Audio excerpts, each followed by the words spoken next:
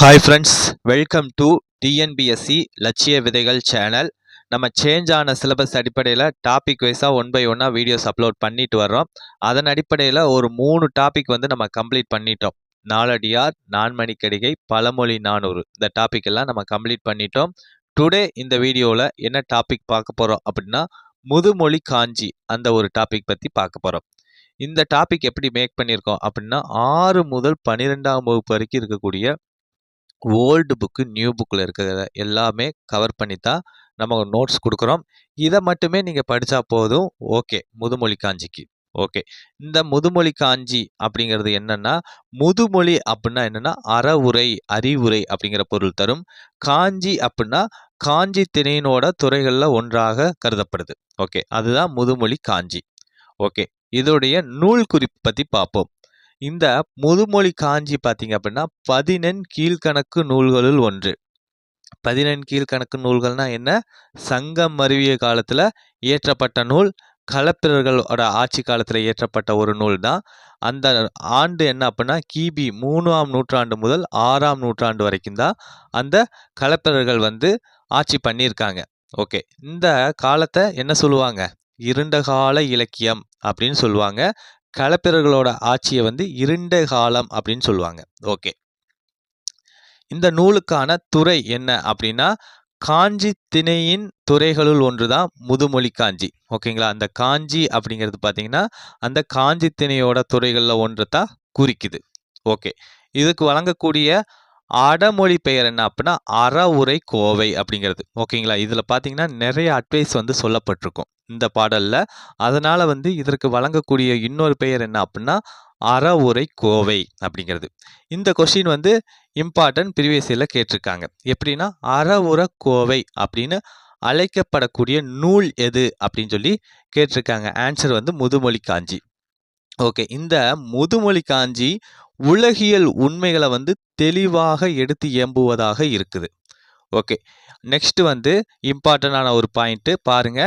இந்த நூலில் மொத்தம் எத்தனை அதிகாரங்கள் இருக்கு அப்படின்னா 10 அதிகாரங்கள் இருக்கு.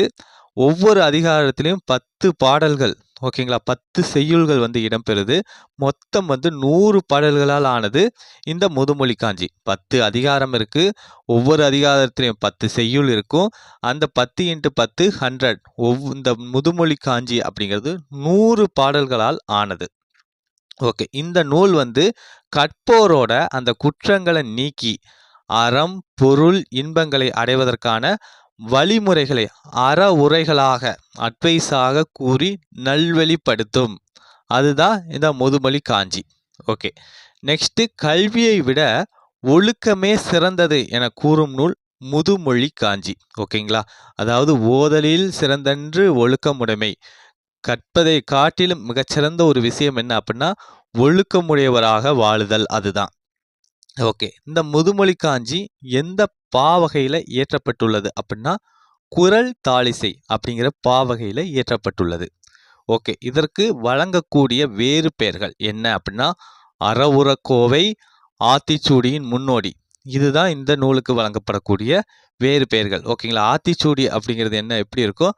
அகர வரிசையில் இருக்கும், ஒரே வரியில் ஆழமான பொருள் தரும். ஓகேங்களா, இந்த ஆத்திச்சூடிக்கே முன்னோடி என்ன அப்படின்னா முதுமொழி காஞ்சி. இதுவுமே பார்த்தீங்கன்னா ஒரே வரியில் ஒரு ஆழமான பொருளை தருது. அதனால் ஆத்திச்சூடியோட முன்னோடி எது அப்படின்னா முதுமொழி காஞ்சி.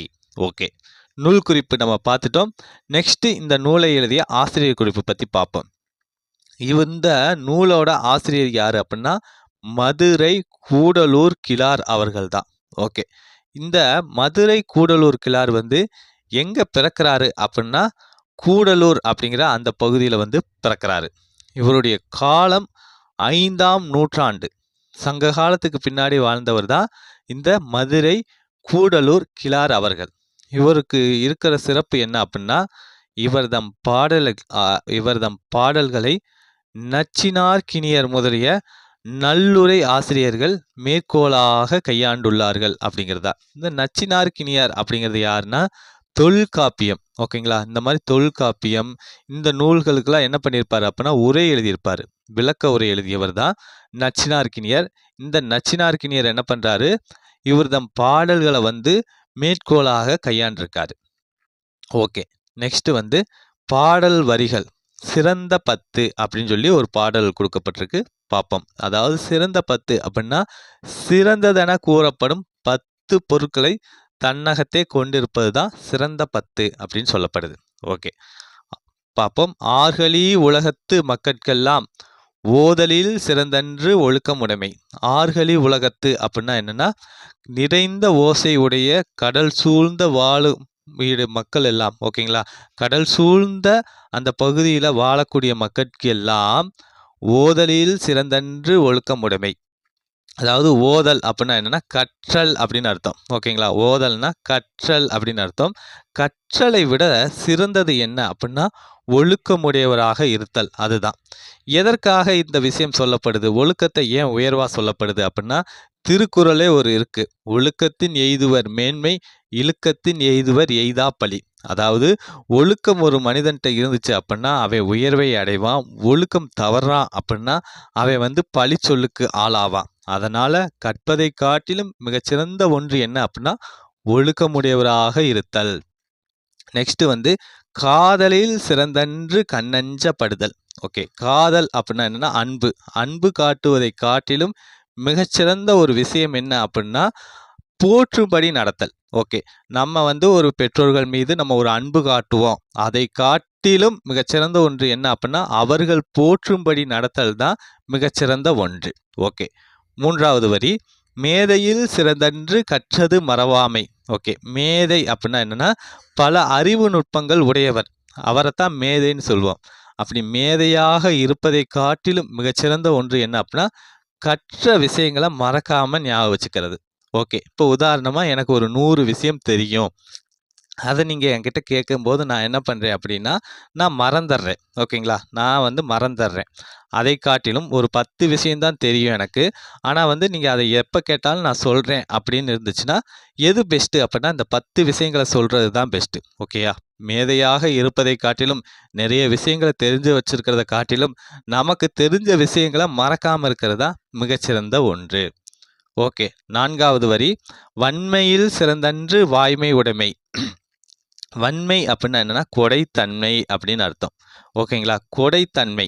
ஓகேங்களா. கொடையாளராக பிறர் தன்னுடைய செல்வத்தை பிறருக்கு வழங்கக்கூடிய கொடையாளராக இருப்பதை காட்டிலும் வாய்மை உடையவராக இருத்தலே மிகச்சிறந்த ஒன்று. இந்த வாய்மை அப்படின்னா என்ன அப்படின்னா திருவள்ளுவர் அழகா சொல்லியிருப்பார். வாய்மை எனப்படுவது யாதனின் யாதொன்றும் தீமை இல்லாத சொல்லல்.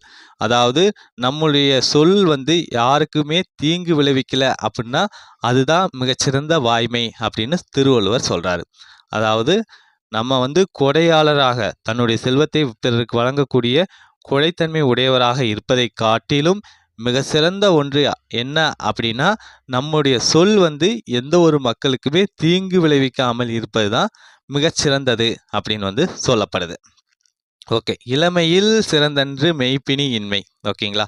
இளமையாக இருப்பதை காட்டிலும் மிகச்சிறந்தது எது அப்படின்னா மெய்ப்பினி இன்மை. அதாவது பிணினா நோய். நோய் நொடி இல்லாமல் இருப்பது தான் இளமையை காட்டிலும் மிகச்சிறந்த ஒன்று. இதைத்தான் வந்து திருமூலர் அவர்கள் சொல்லியிருப்பாரு. உடம்பை வளர்த்தேன் உயிர் வளர்த்தேனே அப்படின்னு சொல்லியிருப்பாரு. ஏன்னா உடல் நலம் அப்படிங்கிறது தான் இம்பார்ட்டன்ட் இளமையாக இருப்பதை காட்டிலும். ஓகே. நெக்ஸ்ட்டு நலனுடைமையின் நானு சிறந்தன்று. நலன் அப்படின்னா என்னன்னா அழகு. அழகு உடையவராக இருப்பதை காட்டிலும் ஞானம் அதாவது வெக்கம் வந்து மிகச்சிறந்த ஒன்று. நம்ம ரொம்ப அழகா இருக்கிறோம் அப்படிங்கிறத காட்டிலும் மிகச்சிறந்த ஒன்று என்ன அப்படின்னா பழி செயல்கள். அதாவது பழி செயல்கள் இழிவான செயல்களை செய்வதற்கு தயங்கக்கூடிய வெக்கமுடையவராக இருத்தல் மிகச்சிறந்த ஒன்று. நெக்ஸ்ட் குலனுடைமையின் கற்பு சிறந்தன்று. ஓகே. குலன் அப்படின்னா என்னன்னா குலப்பெருமை அப்படின்னு அர்த்தம். அதாவது ஒரு சிலர் சொல்லுவாங்க நான் இந்த குலத்துல பிறந்தேன், நான் இந்த பெருமை எனக்கு இருக்கு அப்படின்லாம் சொல்லுவாங்க. அதை காட்டிலும் மிக சிறந்தது எது அப்படின்னா கற்பு. கற்புனா என்ன ஒழுக்கம் அப்படிங்கிறது. குலப்பெருமையை காட்டிலும் மிகச்சிறந்த ஒன்று எது ஒழுக்கமுடையவராக இருத்தல். ஓகே. நெக்ஸ்ட் கற்றலின் கற்றாரை வழிபடுதல் சிறந்தன்று. ஓகே. கற்றல் அப்படின்னா பல்வேறுபட்ட நூல்களை கற்பதை காட்டிலும் மிகச்சிறந்த ஒன்று என்ன அப்படின்னா கற்றாரை வழிபடுதல். கற்று அறிந்த அறிஞர்களை பின்பற்றி ஒழுகுதல் சிறந்தது. பல நூல்களை கற்பதை காட்டிலும் கற்றறிந்த அறிஞர்களை பின்பற்றி ஒழுகுதல் சிறப்பான ஒன்று. நெக்ஸ்ட், செற்றாரை செறுத்தலில் தற்செய்கை சிறந்தன்று. செற்றார் அப்படின்னா என்னன்னா பகைவர் அப்படின்னு அர்த்தம். ஓகேங்களா, பகைவர். செறுத்தல் அப்படின்னா தண்டித்தல் அப்படின்னு அர்த்தம். ஓகே, அதாவது பகைவரை தண்டித்தலை காட்டிலும் மிகச்சிறந்த ஒன்று என்ன அப்படின்னா அவருக்கு நன்மை செய்தல். இதை திருவள்ளுவர் அழகா ஒரு குறள்ல சொல்லியிருப்பாரு. இன்னா செய்தாரை ஒருத்தர் அவர்னான நன்னயம் செய்துவிடல். ஓகேங்களா, நமக்கு ஒரு துன்பத்தையே உண்டாக்கினாலுமே அந்த பகைவருக்கு நம்ம என்ன செய்யணும், அவர் நாணும்படியான நன்மையை செய்துவிட வேண்டும் அப்படின்னு திருவள்ளுவர் சொல்லியிருப்பாரு. அதே கருத்துல தான் முதுமொழி காஞ்சியும் சொல்லுது. பகைவரை தண்டிப்பதை காட்டிலும் அவருக்கு நன்மை செய்வது தான் மிகச்சிறந்தது அப்படின்னு சொல்லப்படுது. ஓகே, 10வது வரி, முன்பெரு களின்பின் சிறுகாமை சிறந்தன்று. முன்பெரு களின்பின் அப்படின்னா முன்னொரு காலத்துல நம்ம செல்வத்தை சேர்த்திருப்போம். ஓகேங்களா, அந்த செல்வத்தை சேர்ப்பதை காட்டிலும் மிகச்சிறந்தது என்ன அப்படின்னா அந்த செல்வத்தை குறைவுபடாமல் காத்தல் தான் மிகச்சிறந்தது. நம்ம அதிகமான செல்வத்தை சேர்க்கறதை காட்டிலும் மிகச்சிறந்தது என்ன அப்படின்னா அந்த செல்வத்தை குறைவுபடாமல் காத்தல் தான் அப்படின்னு சொல்லப்படுறது. ஓகே, நெக்ஸ்ட் பொறுத்துக மாதிரி இருக்கு. காதலில் சிறந்தன்று கண்ணஞ்சப்படுதல். ஒருவர் மீது அன்பு காட்டுவதை காட்டிலும் மிகச்சிறந்தது எது அப்படின்னா அவர் போற்றும்படி நடத்தல். வன்மையில் சிறந்தன்று வாய்மை உடைமை. வன்மை அப்படின்னா கொடைத்தன்மை உடையவராக இருப்பதை காட்டிலும் நம்மளுடைய சொல் எந்த ஒரு மக்களுக்கும் தீங்கு விளைவிக்காமல் இருப்பதுதான் மிகச்சிறந்த ஒன்று. இளமையில் சிறந்தன்று மெய்ப்பினி இன்மை. இளமையான வாழ்வை வாழ்வதை காட்டிலும் மிகச்சிறந்தது என்ன அப்படின்னா நோய் நொடி இல்லாமல் வாழ்வது. நலனுடைமையின் நானு சிறந்தன்று. ஓகேங்களா, அதாவது நலம் உடையவராக இருப்பதை காட்டிலும் எது சிறந்தது அப்படின்னா வெக்கம் சிறந்தது. அழகு உடையவராக இருப்பதை காட்டிலும் வெக்கம் சிறந்தது. குலனுடைமையின் கற்பு சிறந்தன்று. ஓகே, அதாவது குலப்பெருமையை காட்டிலும் எது சிறந்தது, ஒழுக்கம்தான் சிறந்தது. செற்றாரை சிறந்தது தற்செயல் செய்கை. ஓகேங்களா, பகைவரை தண்டிப்பதை காட்டிலும் மிகச்சிறந்த ஒன்று அவருக்கு நன்மை செய்தல். முன்பெரு களின்பின் சிறுகாமை. முன்னொரு காலத்துல செல்வம் சேர்த்திருப்போம், அந்த செல்வத்தை குறைவுபடாமல் காத்தல் சிறந்தது. எதை காட்டிலும், செல்வத்தை சேர்ப்பதை காட்டிலும். ஓகே, நெக்ஸ்ட் சொல்லும் பொருளும் பார்ப்போம். ஆர்கலி அப்படின்னா என்னன்னா நிறைந்த ஓசையுடைய கடல் அப்படின்னு பொருள். மேதை அப்படின்னா அறிவு நுட்பம் அப்படிங்கிற பொருள் தரும். பிணி அப்படின்னா நோய் அப்படிங்கிற பொருள் தரும். சிறந்தன்று அப்படின்னா சிறந்தது அப்படிங்கிறது. நாணம் அப்படின்னா செய்யக்கூடாததை செய்ய அச்சப்படுதல், அதாவது வெக்கப்படுதல் தான் ஞானம் அப்படின்னு சொல்லப்படுது. ஓகே, காதல் அப்படின்னா தெரியும், அன்பு, விருப்பம். வன்மைனா ஈகை கொடை. ஓகேங்களா, ஓகே, இந்த வன்மை பார்த்தீங்க அப்படின்னா துன்பம் அப்படிங்கிற பொருள் தரும். இந்த 3 சுழியின் பார்த்தீங்கன்னா ஈகை கொடை, அதை பொருள் தரும். மெய் அப்படின்னா என்னன்னா உடம்பு பொருள் தரும். வழிபடுதல் அப்படின்னா போற்றி வணங்குதல் அப்படிங்கிற அந்த ஒரு பொருள் தரும். ஓகேங்களா, ஓகே, டுடே இந்த வீடியோவில் முதுமொழி காஞ்சி நம்ம பார்த்துட்டோம். மீண்டும் அடுத்த வீடியோ பதிவில் சந்திப்போம். தேங்க்யூ.